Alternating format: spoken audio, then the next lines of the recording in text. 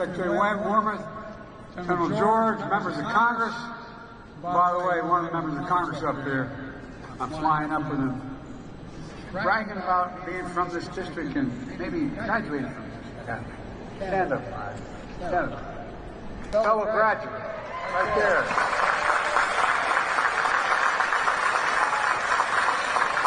Faculty, staff, soldiers, officers, family, and friends, most of all, West Point class of 2024. In 1776, British forces had driven General Washington's army out of New York City. British Navy dominated the coast of New England. They could control the Hudson. They could cut colony in half, divide and conquer. Classic strategy. But General Washington saw it coming. He knew there was a place on the Hudson where the river bent, with a plateau overhead. The Americans placed artillery batteries along the river, stretched an iron chain across the water, and built a fort on a plain called West Point. West Point, George Washington said.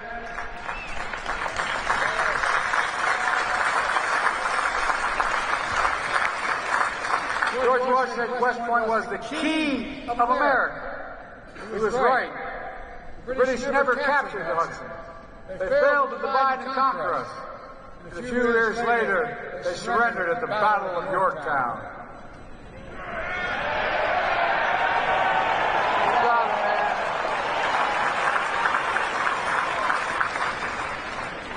The most powerful empire in the world defeated by an army, ordinary people, driven by the sacred cause of freedom.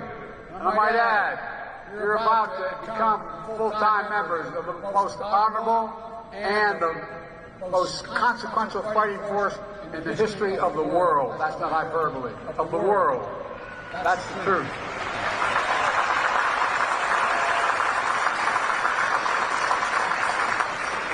Ever since, men and women of West Point have stayed true to this mission.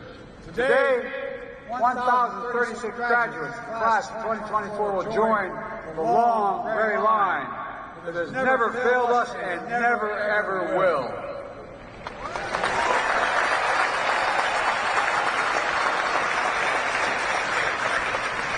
Together you survived the police barracks, countless hours of PT. You completed rigorous academics at America's first, toughest engineering school in the country. You met the highest standards of discipline. And of course, no one's perfect. Even Ulysses S. Grant and Dwight D. Eisenhower have written up from time to time. No, I'm not kidding. Whenever conjecture at West Point, that sounds familiar to you. Maybe I can help you today. Keep with a long-standing tradition. As Commander-in-Chief, I absolve all cadets on restriction for minor conduct offenses.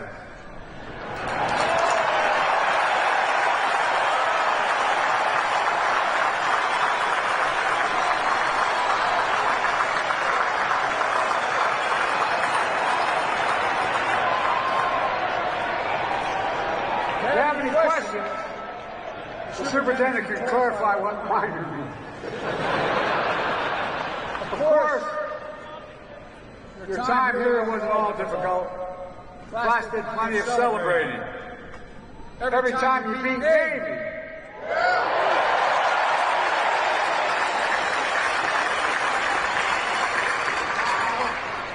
Oh, look, lots of West Point classes have some wins over Navy.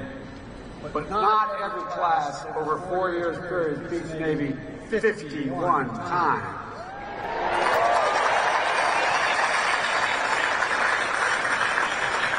As they say in Delaware, you've done good.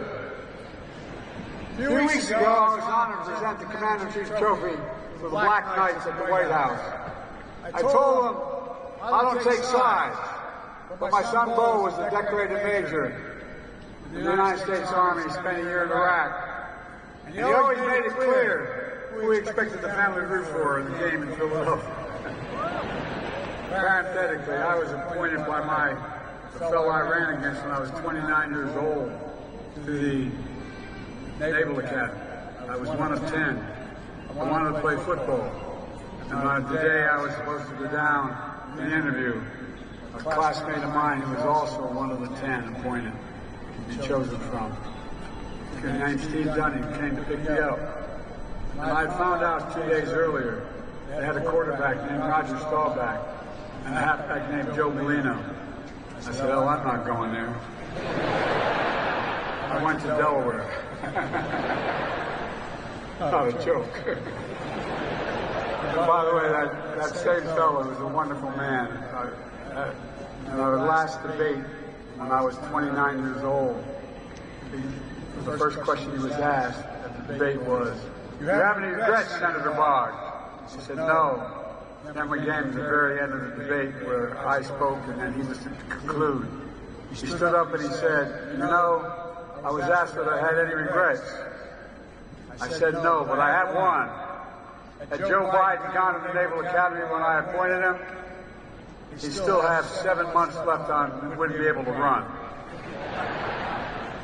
Cadets, as proud as your country is today, your family's even prouder. At our day, 4 years ago, because of the pandemic,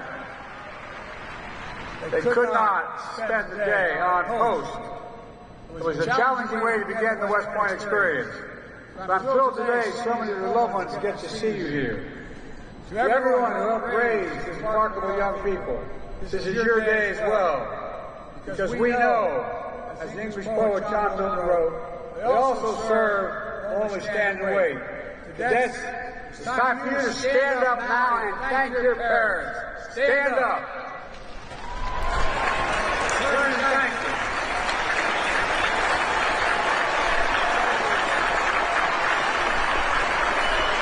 Roll the day.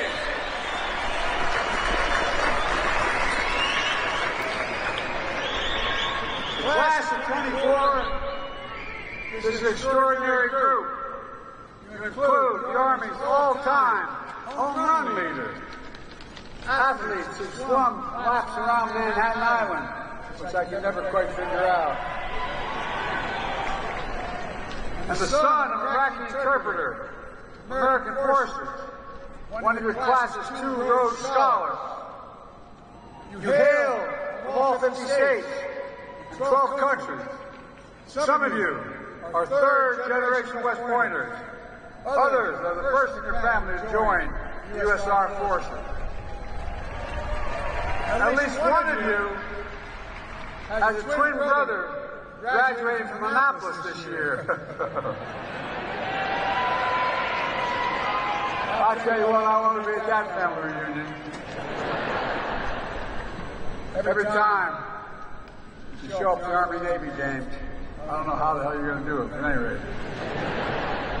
Look, I wish I could praise every single cadet one by one because you deserve it. You make our entire nation proud, and that's not hyperbole, you do. As your Commander-in-Chief, let me say again, congratulations, you've earned every bit of what you're going to get today. Look, the motto of this class, like none before, was an appropriate choice for your class. Because you're graduating into a world, as a student of history I can tell you, like none before.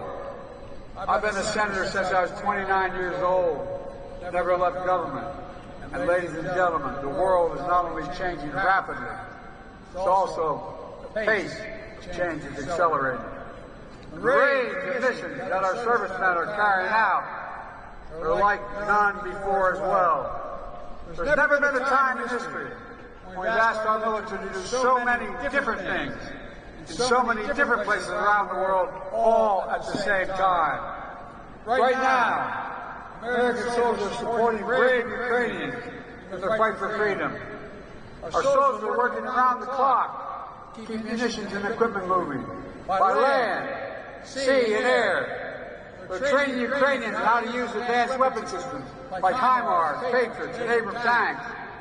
And they're sharing lessons in tactical combat, casualty care, with Ukrainian medics and surgeons.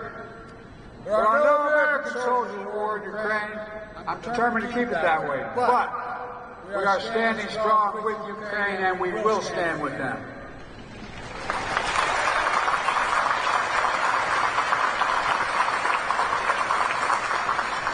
standing against a man who I've known well for many years, a brutal tyrant. We may not, and we will not walk away.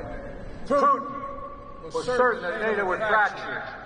I met with him right after being elected president right after I was sworn in. And we talked about this very issue. The fall, he decided to, look, I shouldn't get into this problem. It gets me a little excited.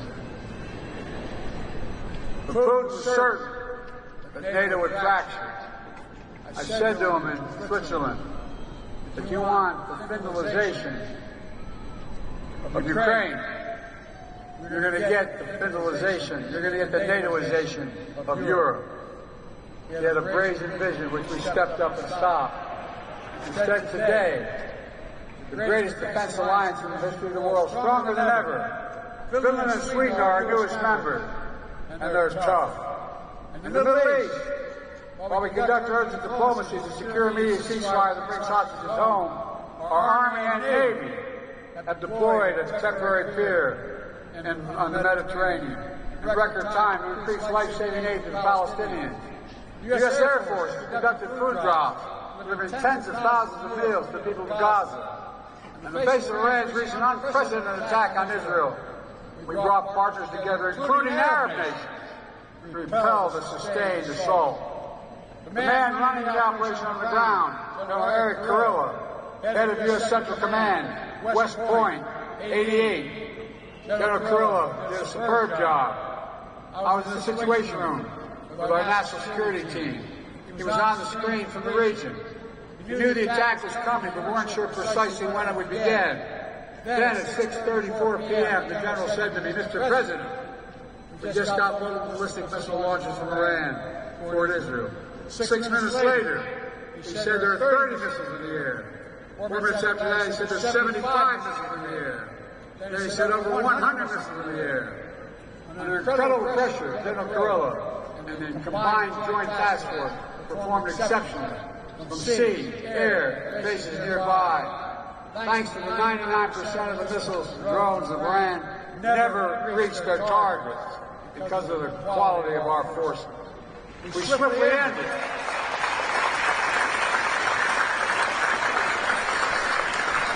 We swiftly ended what could have been a devastating attack.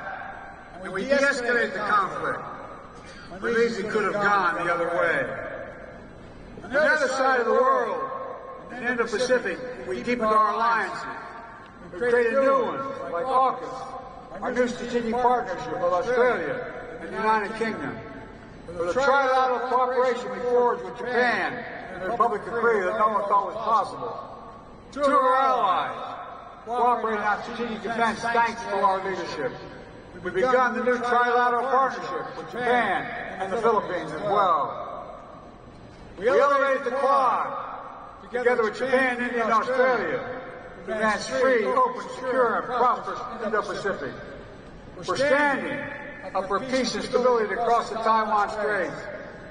We depended on our strategic partnership with Vietnam. I wonder if the classes of '74 here today could have imagined that they were sitting where you were at the same time during Vietnam.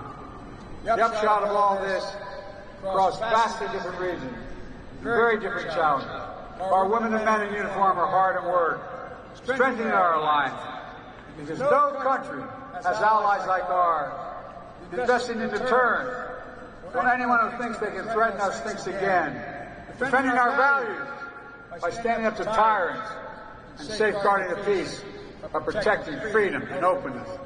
Thanks to the U.S. Armed Forces, we're doing what only America can do. As the indispensable nation, the world's only superpower, and the leading democracy in the world. Never forget, America is the strongest when we lead not only by our example of our power, but by the power of our example. You can clap for that.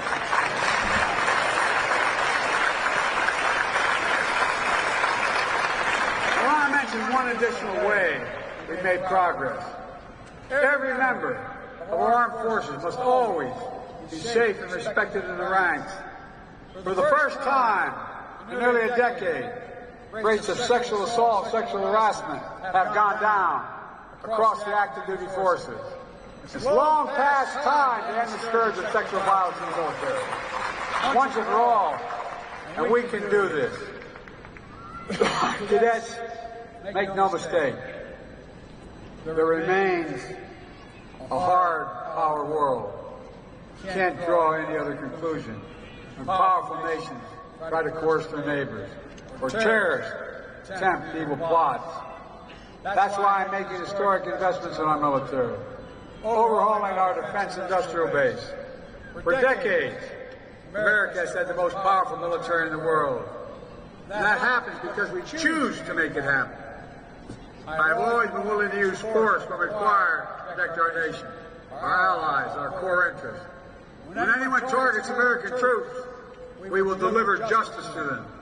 That happened earlier this year, when 3 heroic members of the U.S. Army Reserve were killed in an unmanned drone attack in northeast Jordan.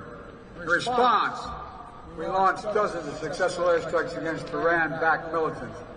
And we'll never forget to honor the memory of those warriors who gave their lives to fight against terrorism.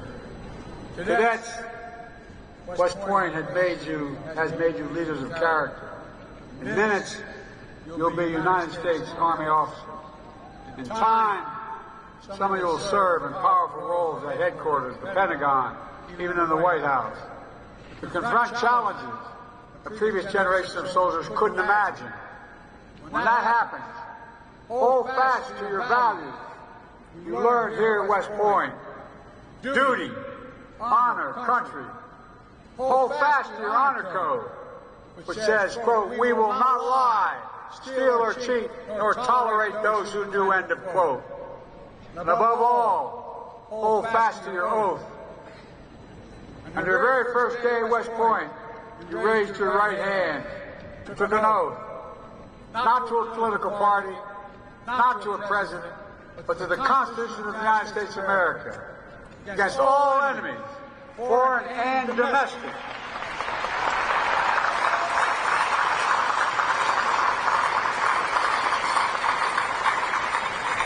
Members of the Long Gray Line have given their lives to that Constitution. They have fought to defend the freedoms that it protects, the right to vote, the right to worship, the right to raise your voice of protest. They have saved and sacrificed to ensure, as President Lincoln said, a government of the people, by the people, and for the people, shall not perish from the earth. West Pointers know better than anyone. Freedom is not free. It requires constant vigilance. And from the very beginning, nothing is guaranteed about our democracy in America. Every generation has an obligation to defend it, to protect it, to preserve it. It's choosing. Now is your turn. Remember what over 1,000 graduates of West Point wrote to the class of 2020 4 years ago. The oath you've taken here, quote, has no expiration date, they said. Not for you, not for your country. It's important to your nation, now, as it ever been. Keep it, honor it, and live it. Cadets, let me close with this. In the early days of our nation, as General Washington said, West Point was the key of America. Today, you're still the key because of your commitment to protect what makes America America. We're unique in the world. We're the only country in the world founded on an idea. Other countries are founded based on geography, ethnicity, religion, or other attributes. We're the only one founded on an idea, not figuratively, literally. The idea is we're all created equal, deserve to be treated equally throughout our lives. But ideas need defenders to make them real. That's what you, the class of 2024, are all about. Defenders of freedom, champions of liberty, guardians, and I mean this, guardians of American democracy. And just as this historic institution helped make America free over 2 centuries ago, and just as generations of West Point graduates have kept us free through every challenge and danger. You must keep us free at this time, like none before. I know you can, I know you will, for we are the United States of America, and there's nothing beyond our capacity when we do it together. May God bless you all, and may God protect our troops. Congratulations, class of 2024.